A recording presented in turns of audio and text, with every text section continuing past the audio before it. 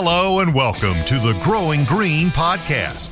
Your host, Jeremiah Jennings, is the owner of Growing Green Landscapes in Birmingham, Alabama, and has a passion for growing the entrepreneurship community for those who are young in business. Being a business owner isn't easy, especially in the early years, and that's why in this show we dive into a wide range of topics covering all the challenges small business owners deal with. Even if your company is generating $1 million or more, the stories from our great guest and Jeremiah's own firsthand experiences will propel your business forward. And now, here's your host, Jeremiah Jennings.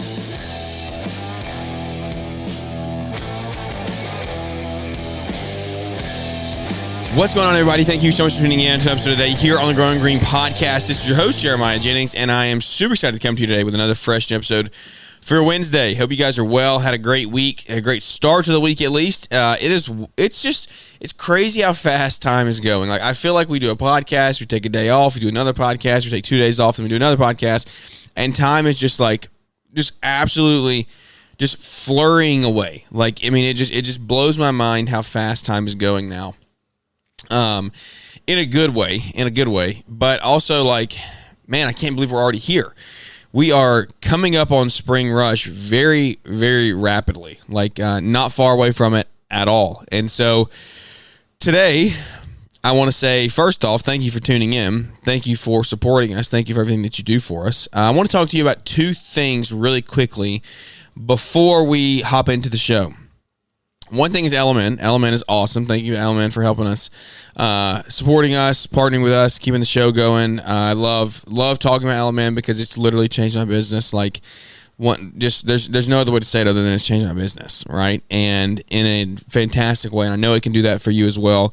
If you're interested in Element, reach out, let me know. I'll help you any way that I can. If you do want us to go ahead and, hey, let me sign up. I've heard enough. You can use code Jeremiah at checkout and save you some big dollars there.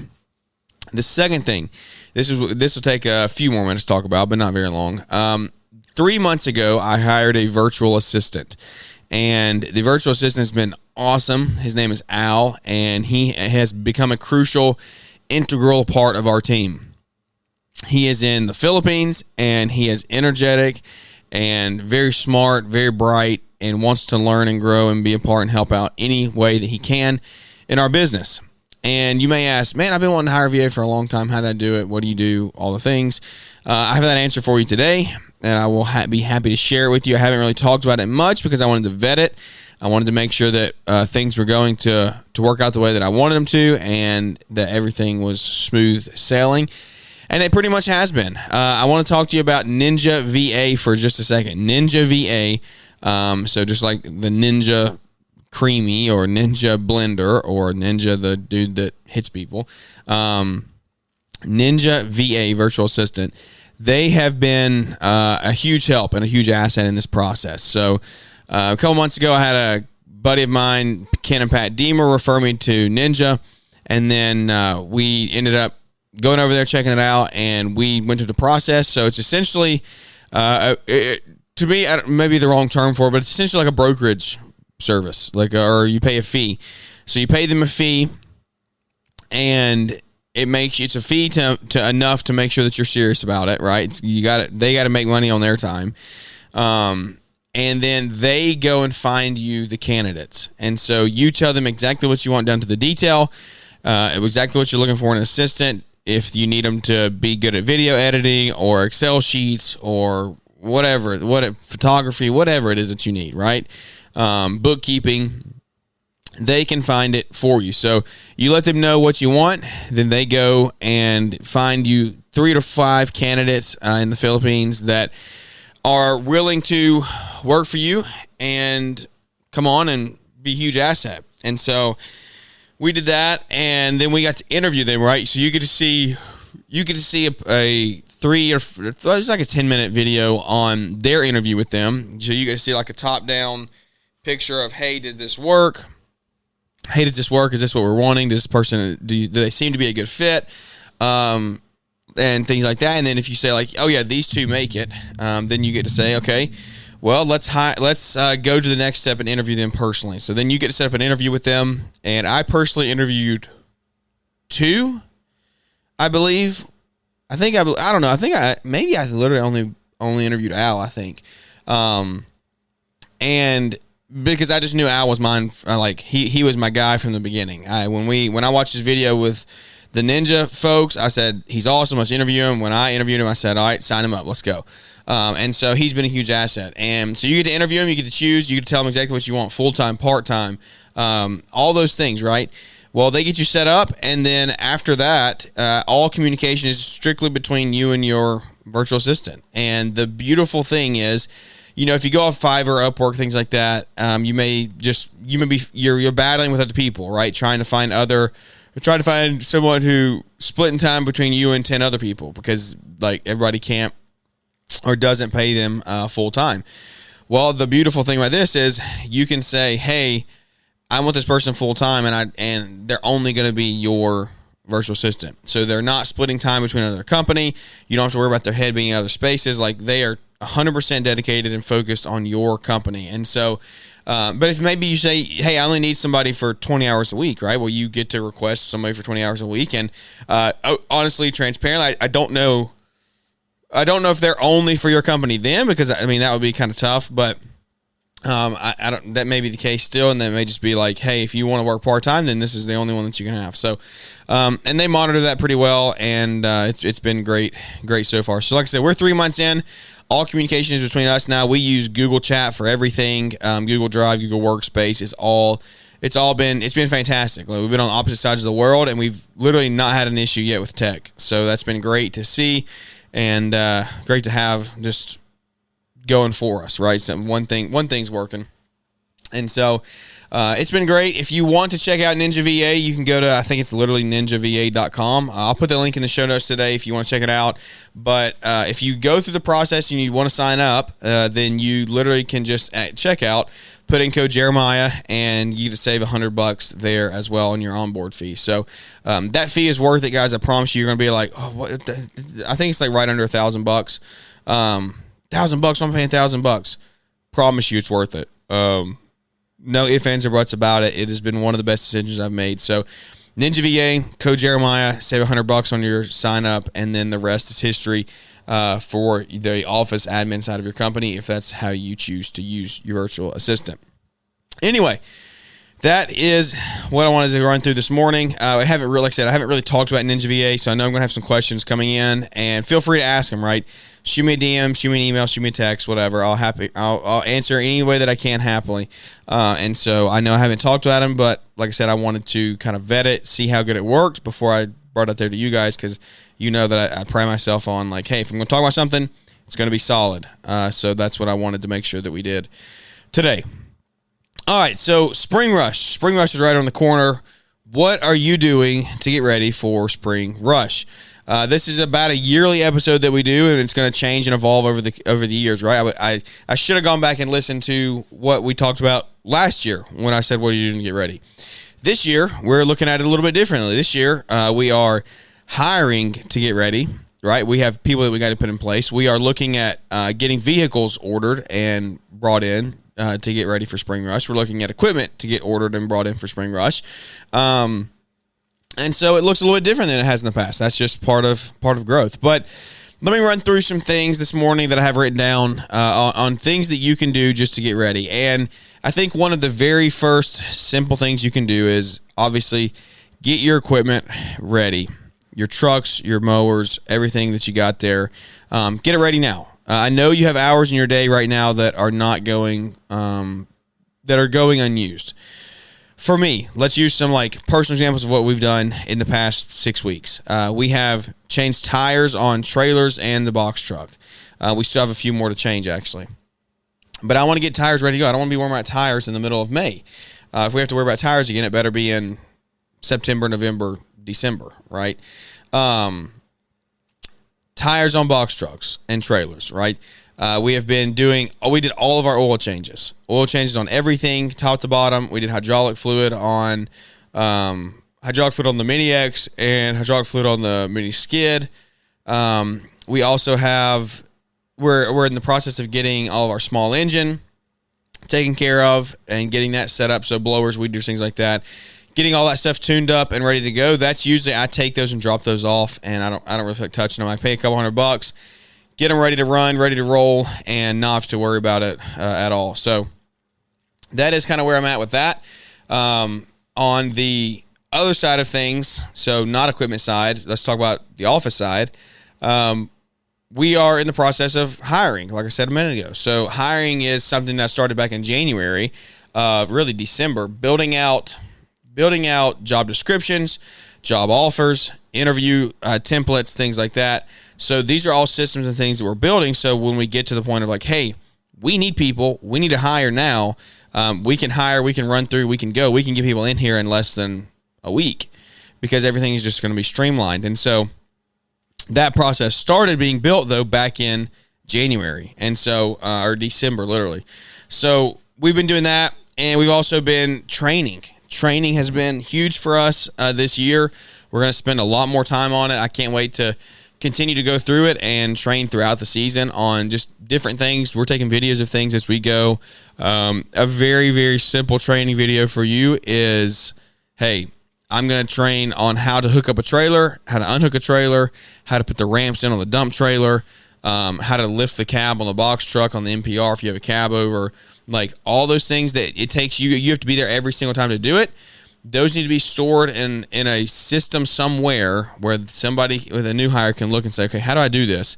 You pull a video, boom, there it is, and you don't have to be there because remember, you're buying back your time. You're taking the time to do it one time. You're already going to tell them, right? You're already going to show them. You might as well video it, and then you don't have to be back there the next time and all of your new hires after that. So don't get behind on hiring. Who are you having coming back, right? Where are the gaps? How many people do you need in place? You can hire right now, right? You can hire right now. Your top talent for the landscaping industry is going to be in a position in March, April, May. It's already happened. The best people that you can find are already in their spots.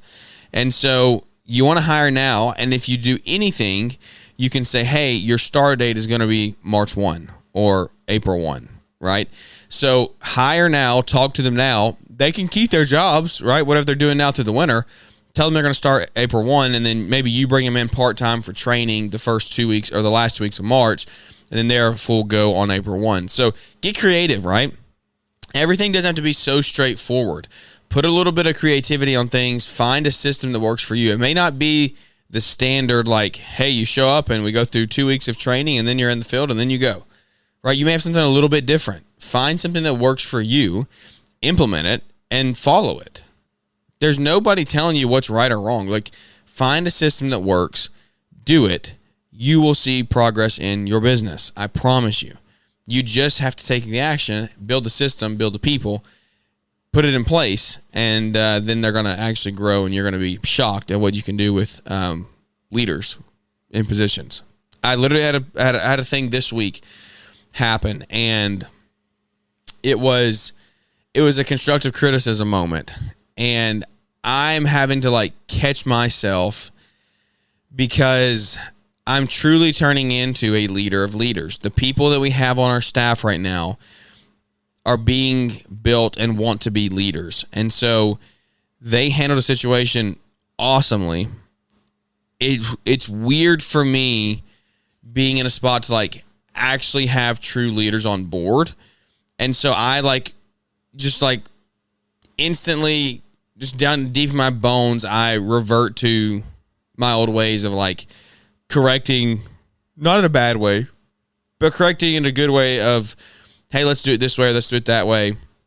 When I should have just like shut up and let it happen, because like he was taking a moment to lead, and I don't need to infringe on that and have him thinking that I'm going to just like come correct him about every little thing that he does. And so maybe different than the way that I would have done it, but he's leading. He's taking initiative. Because what it was is he pointed out an issue that is an issue that I would have dealt with for the last 5 years, and I didn't have to deal with it this time, and he corrected it, and I still felt the need to say something to correct him to make it better. And it's like, no, it's going to be a little different than you would, but he took initiative, and growth is there, and so that's what being a leader of leaders is. It's me developing myself and not over critiquing and micromanaging them. So it feels good to have leaders of leaders in place. I promise you that. If you do it, if you get a taste of it, you're going to be like, here we go. Now there's nobody going to stop us. Make sure your scheduling and stuff is in order as well. This is one that's huge. So we are in the middle of right now redoing all of our estimates in LMN for all of our jobs, increasing prices, sending those out, and getting approvals on those, and then we're getting everything scheduled. I have about 2 weeks to get the mowing schedule really set in place because we're mowing March 1st. And so we've got to get everything set up and put in place, make sure that it is where it needs to be so that we can, on day one, hit the ground running and not have to be worried about, this isn't scheduled or we missed one here, missed one there. So that is some time in the office, and that's where Al comes in, right? Al comes in a huge play in this. He's spent a lot of time helping out build these things, build estimates, build things like that. And so it's been a huge asset having him on because that is, guys, if you've ever read the book Buy Back Your Time by Dan Martell, which I highly suggest you do if you haven't, you're going to see like you have to put a value on your time, a dollar amount. And doing those estimates and putting those things in there and entering numbers in is a $15 to $20 an hour task in America.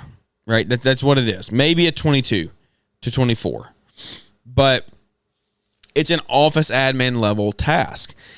I cannot be spending my time doing it because it takes time, right? It takes more than 30 minutes to do it. I cannot be taking my time to do that. I have to be taking my time to vision, lead, grow, sell, estimate. Right, that's where my time is on the company. Hire, train, manage. Type things, like higher level things in the company. So I pay Al what my time is worth to buy back that time that I would be spent building estimates. Like that's where, and that's how you may be like, well, I don't have anything for an assistant to do. Yeah, you do.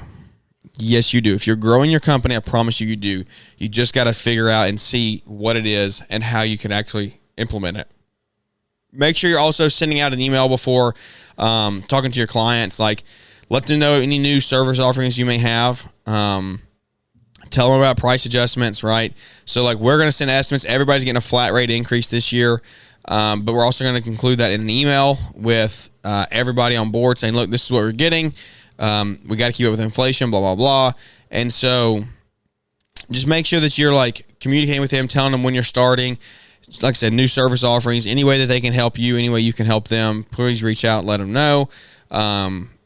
Try to just build some more rapport by making them feel valued. Make them feel like you are the company that cares about them the most, and they don't want to do anything to leave you or lose your service because that's how good of a company you are. Marketing and lead gen. So marketing, I suggest you get a marketing strategy in place. I'm personally working through that right now, what that looks like for us, how we do that. Some other big news, we actually hired a sales guy, and so hiring a salesman puts a whole different perspective on things now. That's a whole other podcast for a whole other day. Just want to throw that in there.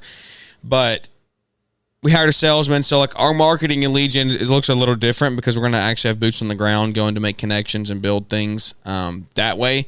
So maybe some area that we would be spending money on Google or something, that money is now going back into a real human that's going to go build relationships and connections. And so I'm not necessarily 100% sure what our marketing strategy is at the moment. Like I said, we're working through it, we're building it, but that's going to be something that evolves over the next couple weeks and into the next March, April, May months. Cash flow and budgeting. Cash flow is huge. These are things that, guys, I've told you, I've done podcasts, I've titled the podcast before, Cash Flow Kills. Cash flow hurt us big time last year. We were in cash flow crunches almost the entire season due to taking on new customers and not getting cards on file through a mass customer takeover. And that put a strain on us. We kept doing the work, right? But we weren't getting paid because cards weren't on file. But we couldn't stop the work. Everyone knows how that goes, right? You can't stop the work because then when they pay, then their yard is way too long, and you're not charging them to go back and, I mean, I guess theoretically you could. A cutthroat business owner would say, you know what? We quit for 6 weeks. The yard is way overgrown. Now we're charging you 3 times as much to come back.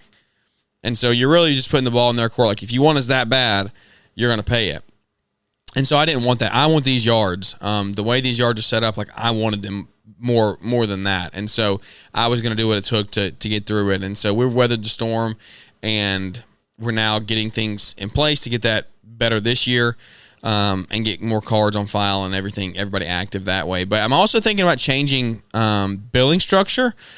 I am really contemplating hard, especially since I have an assistant now to keep up with it and process it.